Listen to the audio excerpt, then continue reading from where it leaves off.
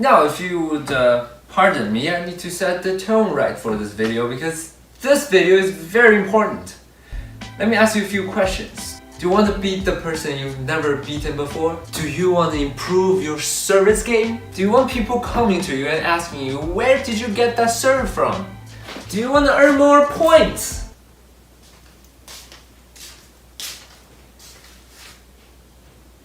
Yes? Okay, I'll start the discussion by talking about what is an effective serve.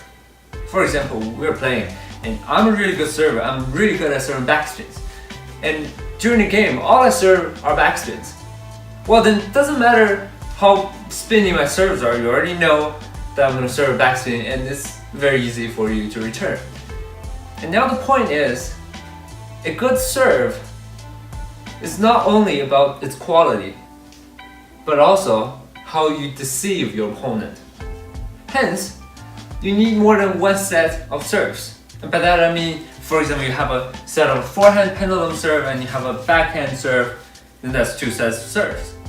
And also within each set of serves, for example, backhand serve, you need to have variations of placement and spin. In this video, I am confident that it contains almost all of the most effective serves in table tennis. And now I'm going to show you how to do them and how to use them effectively in games. So let's get started. Let's start with backspin, pure backspin. Now I have a video called Decoding Ma Lin's Gold Serve. If you haven't watched it, go check it out. It's a step-by-step procedure of how to serve a very heavy backspin. And that should be your starting point. And I will not repeat the procedures here, but I'll show you how you can use that serve in games. Just to recap, it's very simple to serve a backspin. So you just contact the ball at its lower back and you brush the ball heavily. Especially when you want heavy spin, you contact your racket somewhere in the middle towards the head, somewhere there. But for no spin is you can have two ways to do it. The first way is that you contact your racket at the top edge, so it won't produce much spin, like this. And another way is to adjust your brushing versus hitting ratio, so you hit more instead of brushing. That will also give you no spin.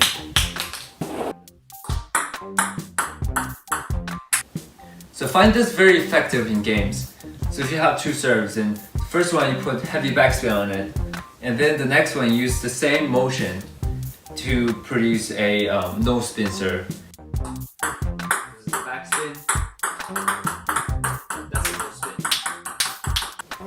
It's usually pretty misleading. So like this. This is the backspin, and that's a no spin. Okay, so now other than spin, placement is also very important. There are three very effective placements. First, forehand short, backhand short, and another long one to backhand. Now, at least 90% of the times you have to serve short. And this one will serve like a surprise attack, and if they fall into a trap, they might push back and there's your chance to attack.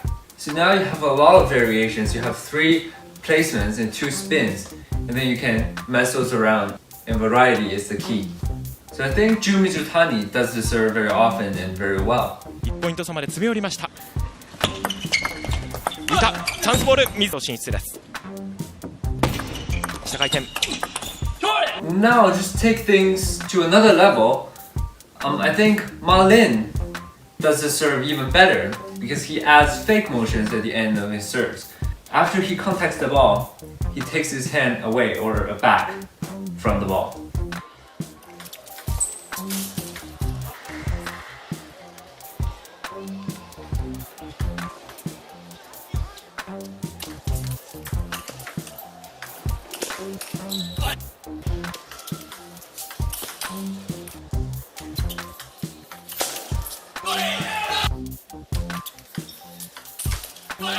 And it's just that brief moment that he contacts the ball, and it's very hard for us to see how much spin he's putting on.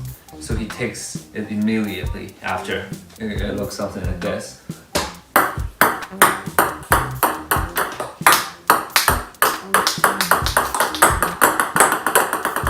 see which one's backspin, which one's no spin.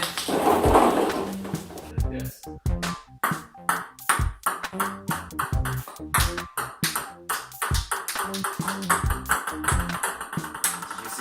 Just something to remember, this fake motion at the end does not affect how you contact the ball and how you brush it. That is still the same, but just at the end, after the ball leaves your racket, then you can do whatever you want. And also another fake motion could be like this. So you take it back and your elbow goes up so that it sort of looks like a topspin serve. Something like this.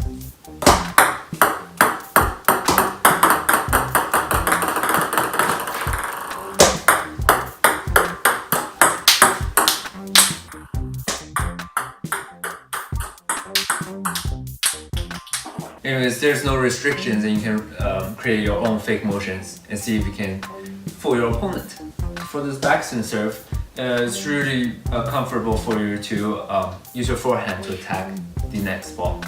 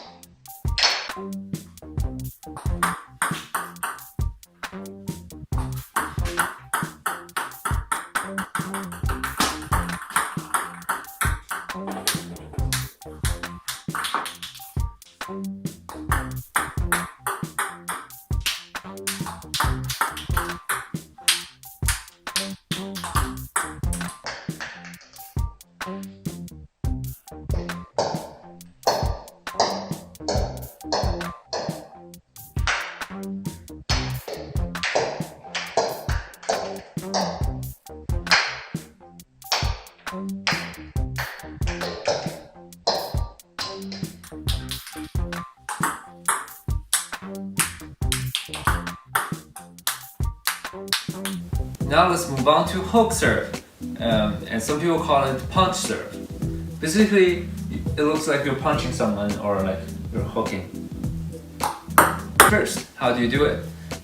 It's a normal stance with a very low center of gravity. A world-class player that uses this serve a lot would be Par Garrel.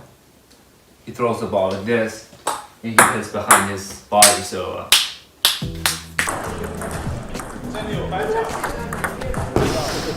Kicked. One.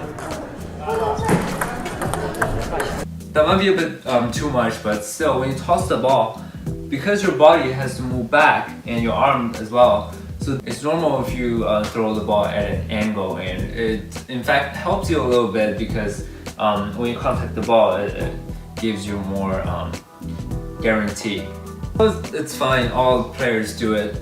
Just don't throw like this. So after you throw your ball, you got to stretch your arm back and as far as you can, so behind you. And at the same time, you move back your body and actually turn a little bit to the side. And as the ball falls down, you go forward. And here, it's not necessarily only a punching motion, it's more like a hook. You're drawing an arc here. So you come behind your body and then you go forward and then you turn into the ball. It's like this motion. And then at the same time, you gotta rotate your body back. So this part is very important. You gotta lower your weight to keep the ball low and also to return to your ready position. So it looks like something like this. Right? So you go forward. So this hand has to go a bit towards the net.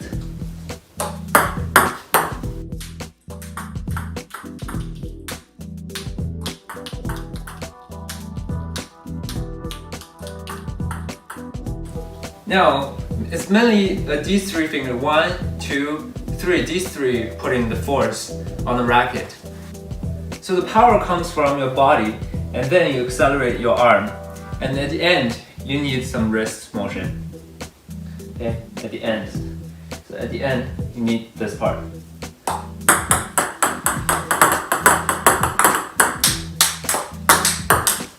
So basically that's how you do it. And now, let's talk about spin. So if you contact the ball at the bottom, then it's a backspin with side spin.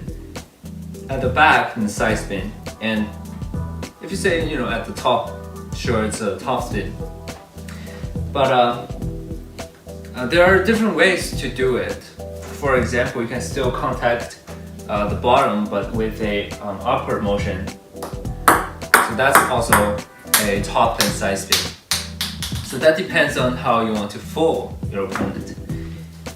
And now, I think Gabriel does a very good job at fooling his opponent because first he starts his racket pretty flat, so you think, oh, maybe a backspin, right? And he contacts the ball and turns it this way. So sometimes he produces backspin and then turn it afterwards. So that's a backspin.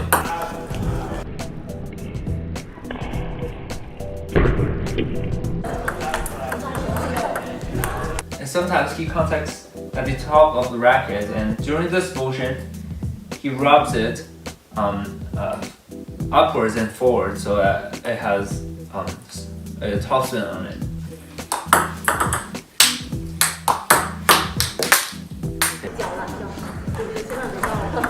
Oh, yeah.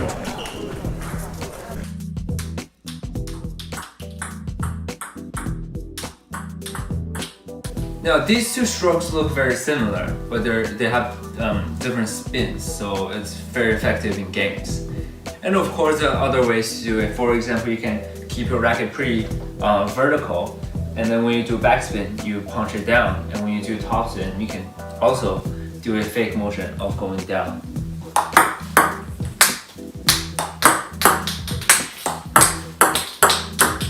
So first you topspin, the last one is backspin.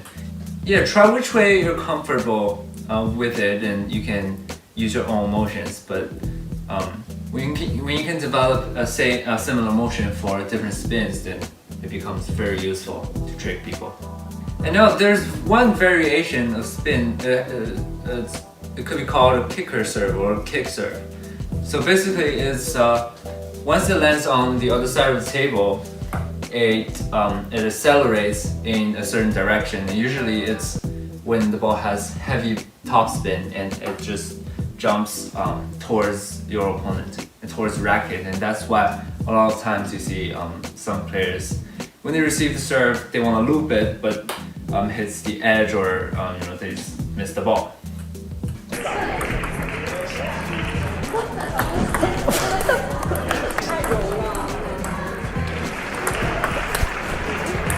So this one's very useful, and it's when you're producing a heavy topspin on the ball.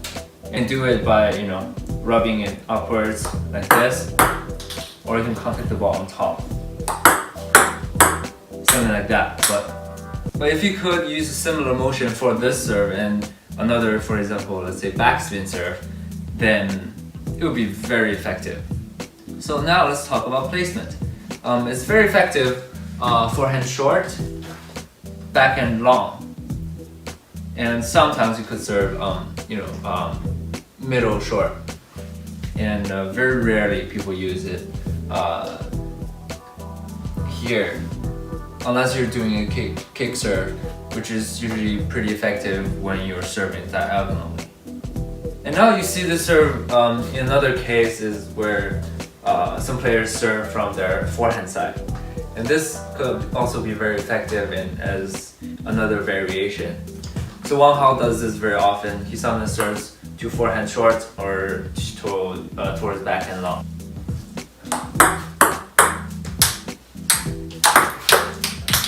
Serving from the forehand side of the table.